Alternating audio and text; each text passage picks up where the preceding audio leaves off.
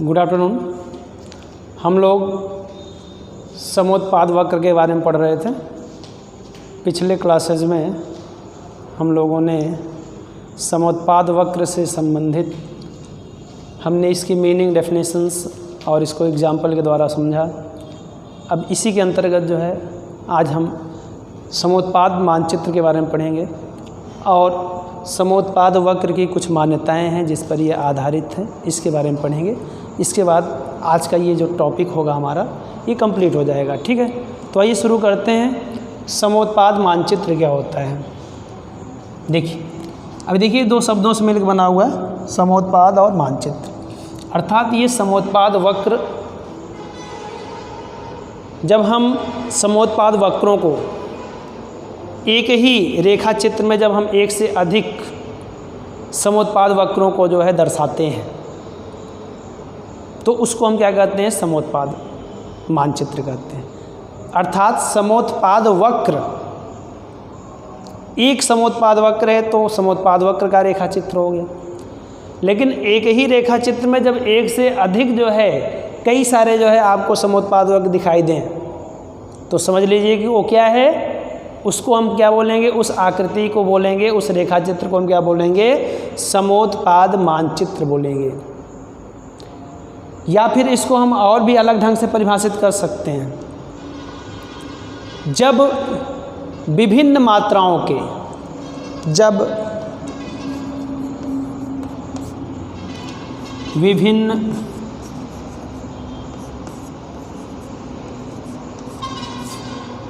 उत्पादन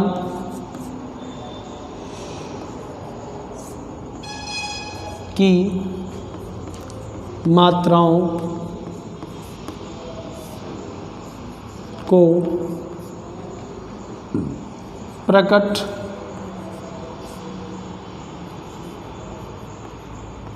करने वाले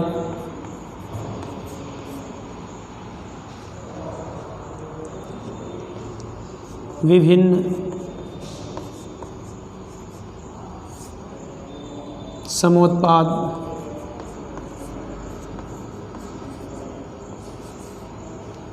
जब विभिन्न उत्पादन की मात्राओं को प्रकट करने वाले विभिन्न समोत्पाद वक्रों को विभिन्न समोत्पाद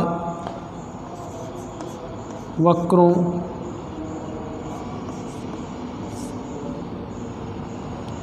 को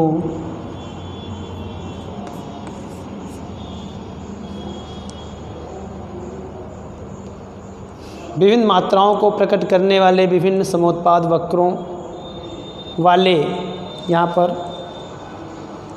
वक्रों वाले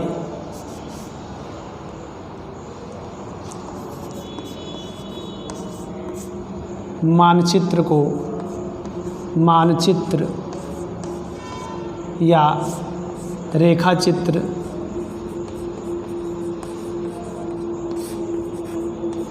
को क्या कहते हैं हम? यहाँ पर से आप जब हटा दीजिए। समोत्पाद समोत्पाद मानचित्र या इसी को हम आइसो प्रोडक्ट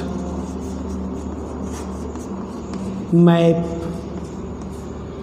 कहते हैं। ठीक है, समोत्पाद मानचित्र क्या है? विभिन्न उत्पादन की मात्राओं को प्रकट करने वाले विभिन्न समोत्पाद वक्रों वाले रेखा चित्र या मानचित्र को ही हम क्या कहते हैं? समोत्पाद मानचित्र कहते हैं। इसका मतलब क्या हुआ? इसका मतलब क्या हुआ? सामान्य अर्थ में देखा जाए तो ये क्या है? एक ऐसा रेखा चित्र है ना, ऐसा रेखा चित्र या मानचित्र जिसमें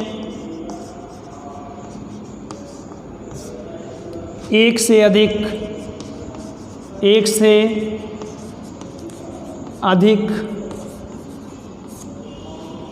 समोत्पाद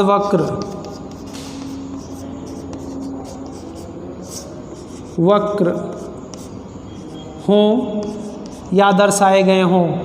ऐसा रेखा चित्र या ऐसा मानचित्र जिसमें एक से अधिक मतलब 2, 3, 4, 5 मतलब एक से ज़्यादा कुछ भी हो सकता है ना। इसी को कहते हैं विभिन्न समोत्पाद वक्र या अनेक जो है समोत्पाद वक्रों की, है ना, जो मानचित्र होती है, जो रेखा चित्र होती है, उसी को हम क्या कहते हैं, समोत्पाद वक्र वाले रेखा चित्र को हम क्या कहते हैं, समोत्पाद मानचित्र या आइसो प्रोडक्ट मैप कहते हैं। क्लियर हो गया? तो इसमें इतनी बात क्लियर हो गई कि इसमें एक से अधिक क्या होंगे, समोत्पाद वक्र होंगे, पहली बात। दूसरी बात ये क्लियर हो गई, जो महत्वपूर्ण बातें हैं, एक से अधिक, है ना, जिसको आप विभिन्न बोल सकते हैं। एक से अधिक, यहाँ वाह शब्द हो गया है, वह रहेगा, वक्रों है, ठीक है, माफ़ कीजिएगा, वक्रों शब्द रहे यहाँ पे। तो विभिन्न समोत्पाद वक्रों या एक से अधिक समोत्पाद वक्र, दोनों का मतलब एक ही हुआ, यानी एक से अधिक समोत्पाद वक्र होंगे किसमें, समोत्पाद मानचित्र में। दूसरी महत्वपूर्ण बात क्या है, दूसरी महत्वपूर्ण बात यह है कि ये जो है उत्पादन की विभिन्न मात्राओं को दिखाते हैं, उत्पादन की विभिन्न मात्राओं को दिखाते हैं। यानी ये जो समोत्पाद मानचित्र हैं, इसमें जो समोत्पाद वक्र होते हैं, ये अलग अलग उत्पादन की मात्राओं को दिखाते हैं। बहुत ही ध्यान से समझना, जितने भी रहेंगे, मान लीजिए आप IQ करके लिखिए चाहे IP करके लिखिए, है ना। यदि IP करके लिख रहे हैं तो मान लीजिए कि 3, मान लीजिए 3 जो है क्या है, समोत्पाद वक्र, IP1, IP2, IP3, अलग अलग 3 हैं, मान लीजिए, और भी हो सकते हैं। तो ये 3 के 3 सारे जो है समोत्पाद वक्र एक समान मात्रा को नहीं दिखाएंगे। बहुत महत्वपूर्ण है, इसको ध्यान से समझिएगा। समोत्पाद वक्र, जो समोत्पाद वक्र होता है, आइसो प्रोडक्ट कर्व होता है, इस पर स्थित प्रत्येक बिंदु 2 उत्पत्ति के साधनों के विभिन्न संयोगों को दिखाते हैं तथा प्रत्येक संयोग से क्या होता है, आपका जो उत्पादन होता है, कुल उत्पादन होता है, वो समान होता है। एक समोत्पाद वक्र, उस पर स्थित जितने संयोग होंगे समान उत्पादन बताएगा। लेकिन यदि एक से अधिक समोत्पाद वक्र है तब ये कभी भी समान उत्पादन नहीं बताएगा। एक ही रेखा चित्र में एक से अधिक समोत्पाद वक्र है तो प्रत्येक समोत्पाद वक्रों के द्वारा जो उत्पादन की मात्रा होगी कभी भी समान नहीं होगी, सदैव क्या होगी, अलग अलग होगी। चूँकि एक ही रेखा चित्र की बात कर रहे हैं, इसका मतलब है कि हम समोत्पाद मानचित्र की बात कर रहे हैं। तो समोत्पाद मानचित्र में जितने भी समोत्पाद वक्र होंगे वे समान उत्पादन को नहीं दिखाएंगे। जितने भी समोत्पाद वक्र होंगे वो अलग अलग उत्पादन को दिखाएंगे। इसलिए हमने यहाँ पर लिख दिया है विभिन्न उत्पादन की मात्राओं, अर्थात उत्पादन की विभिन्न मात्राओं को प्रकट करने वाले समोत्पाद वक्र, यानी विभिन्न जो समोत्पाद वक्र हैं वो विभिन्न मात्राओं को दर्शाने वाले होते हैं। इसमें कंफ्यूज नहीं होइएगा कि यहाँ पे समोत्पाद वक्र कह रहा है फिर भी जो है विभिन्न मात्रा, अलग अलग मात्रा बता रहा है। तो समोत्पाद अलग अलग हो जाएगा समोत्पाद वक्र, तो मात्रा भी अलग अलग दिखाएगा। एक मात्रा कहाँ दिखाता है, समान मात्रा कहाँ दिखाता है, एक ही समोत्पाद वक्र पर। जब आप एक ही समोत्पाद वक्र पर जितने भी बिंदु होंगे वहाँ पर समान मात्रा दिखाएगा। लेकिन यदि ये समोत्पाद वक्र ही जब बदल जाएगा तो ऐसी स्थिति में क्या होगा, समोत्पाद वक्र बदलने से उसकी जो मात्रा होगी उत्पादन की उसमें भी क्या हो जाएगा, परिवर्तन हो जाएगा। अब जो हम बात कर रहे हैं कि समोत्पाद वक्र में जो मात्राएं हैं वो अलग अलग होती हैं, तो इसका मतलब है कि कुछ समोत्पाद वक्र की मात्रा क्या होगी, कम होगी, कुछ की क्या होगी, अधिक होगी। सबकी समान नहीं होगी, तो किसी की कम किसी की ज़्यादा। जब भी हम कंपैरिजन करेंगे कंपैरेटिव रूप में तो एक का कम होगा, एक का क्या होगा, ज़्यादा होगा। और एक चीज़ यहाँ महत्वपूर्ण बात यह है कि नीचे वाला जो समोत्पाद वक्र होगा वह ऊपर वाले समोत्पाद वक्र से कम उत्पादन को शो करेगा, और ऊपर वाला जो समोत्पाद वक्र होगा वह नीचे वाले समोत्पाद वक्र से अधिक उत्पादन को प्रदर्शित करेगा। ये जो है समोत्पाद मानचित्र की जो है मैंने कुछ विशेषताएं भी बता दी कि समोत्पाद मानचित्र क्या क्या चीज़ें बताती हैं। समोत्पाद मानचित्र जो है ये विभिन्न जो है आइसो प्रोडक्ट कर्व को तो ही दिखाता है, लेकिन इसकी विभिन्न मात्राओं को भी दिखाता है और अलग अलग मात्राओं को दिखाता है, और नीचे वाला कम और ऊपर वाला समोत्पाद वक्र जो है ज़्यादा उत्पादन की मात्रा को दिखाता है। तो ये सारी चीज़ें जो है समोत्पाद मानचित्र हमको बताता है या दिखाता है। ठीक है, तो ये तो मैंने समोत्पाद मानचित्र के बारे में आपको बताया थ्योरेटिकल रूप में। अब इसी को जो है हम क्या करेंगे, रेखा चित्र के द्वारा आपको समझाने का प्रयास करेंगे। जब रेखा चित्र के द्वारा समझाएंगे तो आपको एकदम से अच्छे से ये बात आपको समझ में आ जाएगी कि समोत्पाद मानचित्र क्या होता है। ठीक है, तो आइए इसको हम रेखा चित्र के द्वारा समझने का प्रयास करते हैं।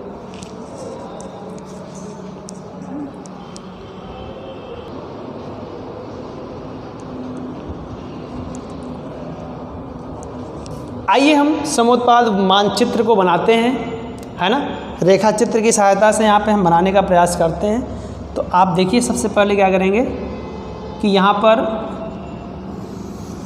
इस तरीके से दो अक्ष बनाएंगे।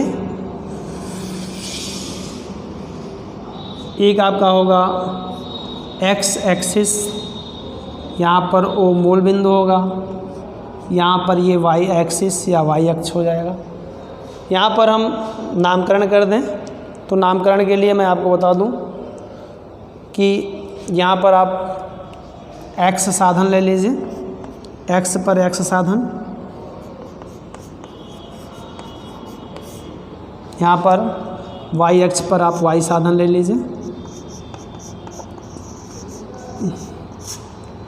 अब आप एक्स साधन जगह आप श्रम, वाई साधन जगह पूंजी लिख सकते हैं।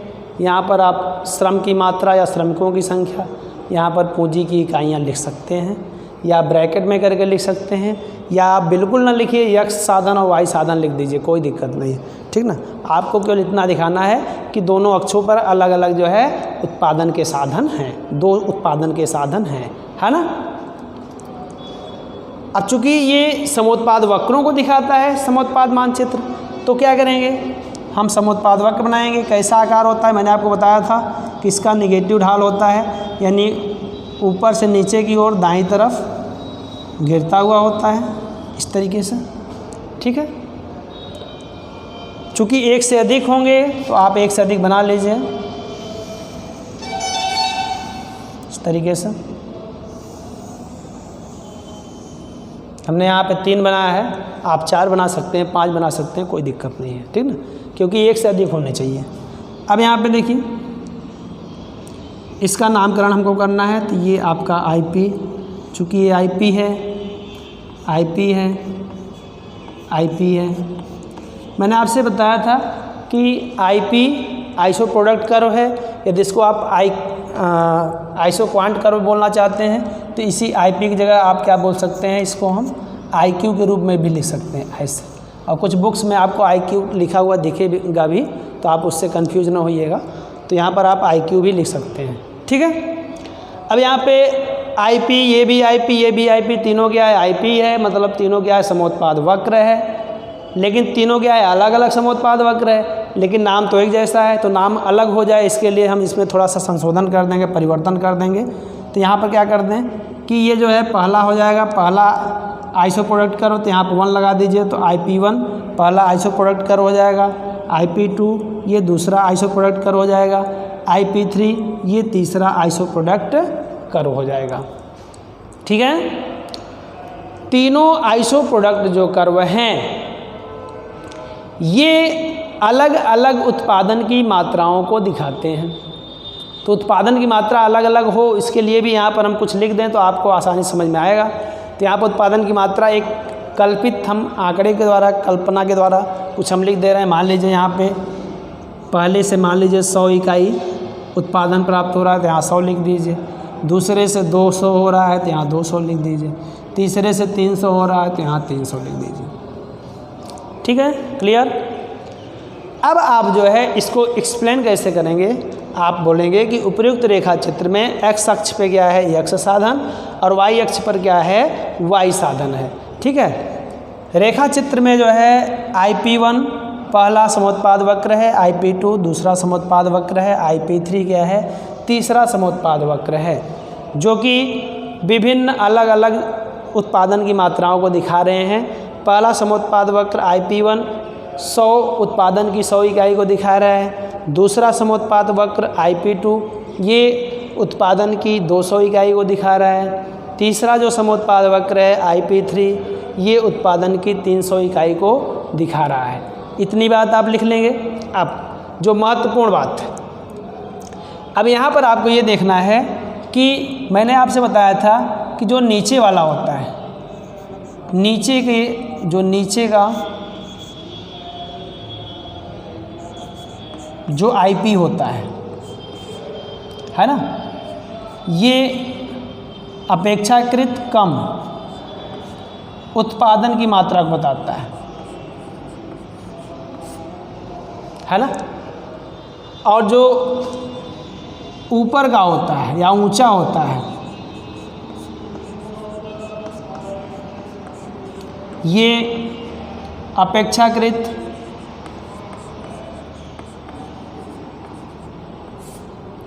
अधिक उत्पादन को दिखाता है। ठीक है, तो ऐसी स्थिति में आप देखेंगे कि IP1 का जो प्रोडक्शन होगा,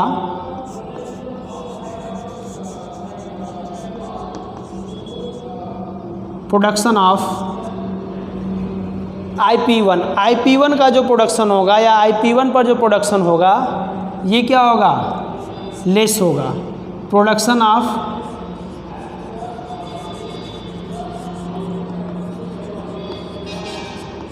IP2 is less than production of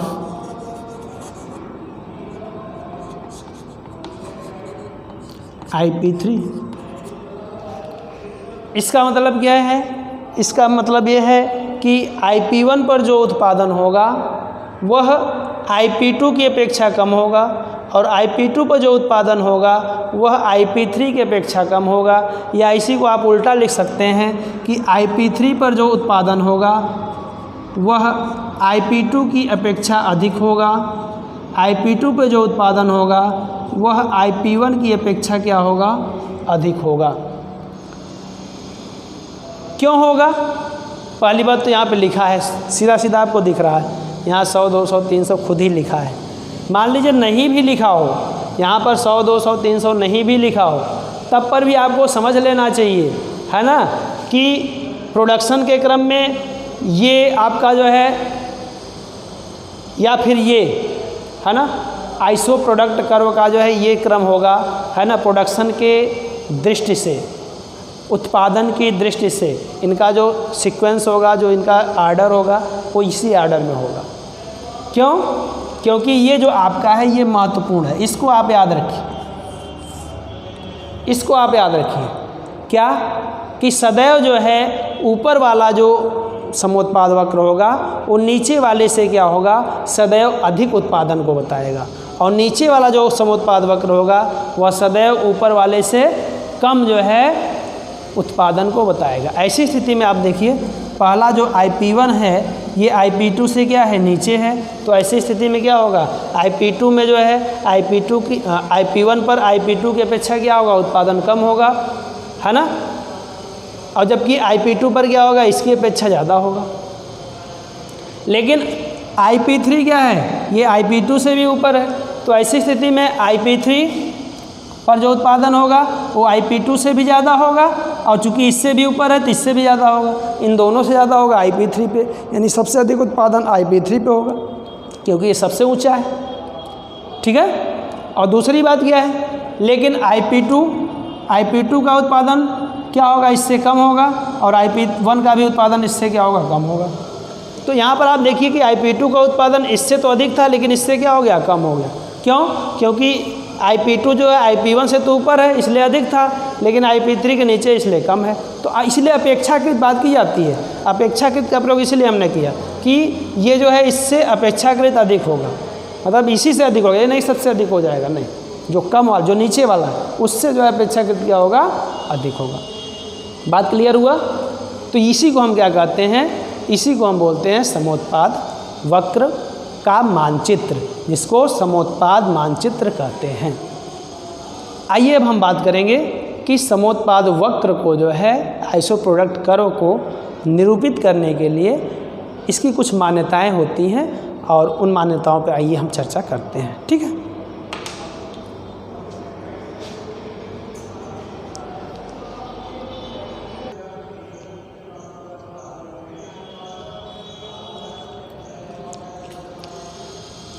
आइए अब हम बात करते हैं उत्पादन समोत्पाद वक्र की मान्यताएं। समोत्पाद वक्र की मान्यताएं, assumptions of iso product curve. ठीक है, तो इसकी कुछ प्रमुख मान्यताओं पर हम बात करेंगे। तो पहली जो मान्यता इसकी होगी वह है कि तकनीकी में कोई परिवर्तन नहीं होता। इसमें जो है उत्पादन की जो तकनीक होती है, उत्पादन की तकनीक, इसमें कोई परिवर्तन नहीं होता, नो चेंज।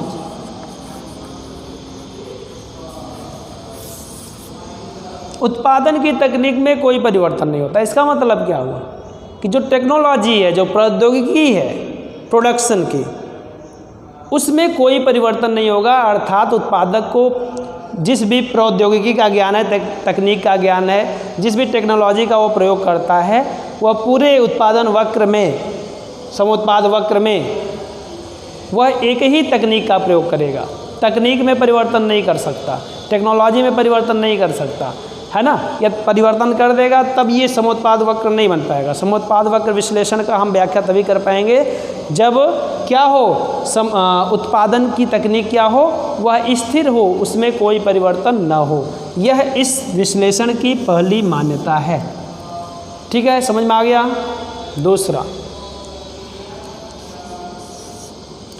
दूसरा यदि हम बात करें तो इसमें जो उत्पादन के साधन होते हैं वो केवल 2 ही उत्पादन के साधनों का प्रयोग किया जाता है ना।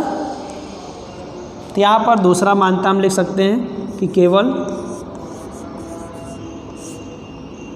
2 उत्पादन के साधनों का प्रयोग किया जाता है ना। दूसरी मान्यता क्या है कि इसमें केवल उत्पादन के जितने भी साधन होते हैं, भूमि है, श्रम है, पूंजी है, साहस है, संगठन है, इन सारे जो है उत्पादन के साधनों में केवल हम सुविधा के लिए केवल 2 ही उत्पादन के साधनों का प्रयोग करते हैं। 2 ही उत्पादन के साधनों का हम प्रयोग करते हैं, ये इसकी मान्यता है। 2 से अधिक यदि आप उत्पादन के साधन का प्रयोग करेंगे तो समोत्पाद वक्र नहीं बन पाएगा, या 2 से कम आप करेंगे उत्पादन साधन का प्रयोग तब पर भी जो है समोत्पाद वक्र नहीं बन पाएगा। तो समोत्पाद वक्र का निर्माण हो सके, समोत्पाद वक्र विश्लेषण की व्याख्या हो सके, उसके लिए हमें केवल 2 उत्पादन के साधनों का ही प्रयोग करना पड़ता है। ठीक है, पूरे विश्लेषण में हम बात कर रहे हैं। नेक्स्ट हम बात करें तीसरी, इसकी जो मान्यता है वह है उत्पादन के जो साधन होते हैं, उत्पादन के जो साधन हैं वे क्या होते हैं, वे विभाज्य होते हैं, डिविजिबल होते हैं, विभाज्य होते हैं। यहाँ पर उत्पादन के साधनों को जो है विभाज्य माना गया है ना।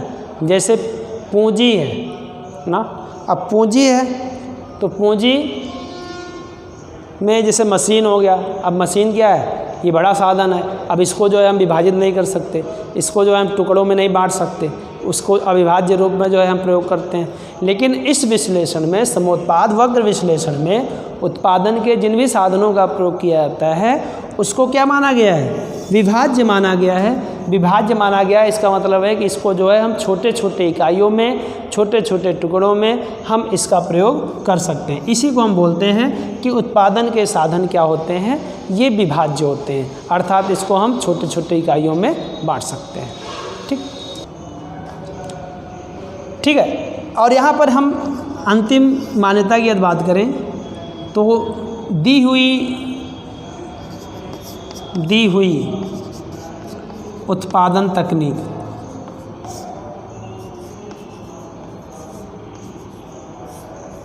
पर, दी हुई जो उत्पादन की तकनीक है इस पर जो है या इसके अंतर्गत उत्पादन के साधनों का हम अधिकतम कुशलता से प्रयोग करते हैं।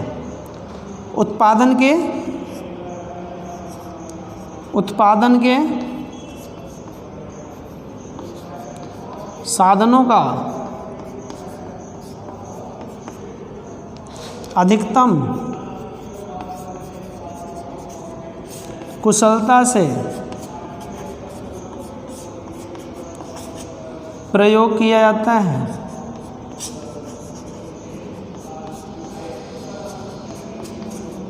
इसीलिए तो तकनीक नहीं बदलता। जो भी टेक्नोलॉजी दी हुई है मतलब स्थिर है, टेक्नोलॉजी स्थिर है, इसमें परिवर्तन नहीं है, उत्पादन तकनीक में परिवर्तन नहीं किया जाता। तो जो भी उत्पादन की तकनीक है उस उत्पादन तकनीक पर जो उत्पादन के साधन हैं उनका प्रयोग जो है कम कुशलता से नहीं किया जाता, ये अधिकतम कुशलता से किया जाता। जितना अधिकतम कुशलता से किया जा सकता है, और इसका मतलब है कि जो तकनीक है वो अच्छी तकनीक है, कोई ख़राब तकनीक नहीं है, इसलिए इसको स्थिर माना गया है ना। तकनीक को इसलिए स्थिर माना गया है और इस तकनीक पर जो है जो उत्पादन के साधन हैं इनका जो है अधिकतम जो है कुशलता से प्रयोग किया जाता है। इस पूरे विश्लेषण में, समोत्पाद वक्र विश्लेषण में, इसका जो है दी हुई तकनीक पर जो भी उत्पादन के साधन हैं इनका अधिकतम कुशलता से क्या किया जाता है, प्रयोग किया जाता है। इसका मतलब आप समझ गए होंगे। इस प्रकार जो है इन मान्यताओं के दिए होने पर ही समोत्पाद वक्र विश्लेषण की व्याख्या की जाती है। तो यहाँ पर आज जो है इस क्लास में है ना, पिछले 2 क्लासों को मिलाकर आज जो है इस तीसरे क्लास में हमारा ये टॉपिक समोत्पाद वक्र से संबंधित कंप्लीट होता है। तो आज के क्लास में बस इतना ही। धन्यवाद।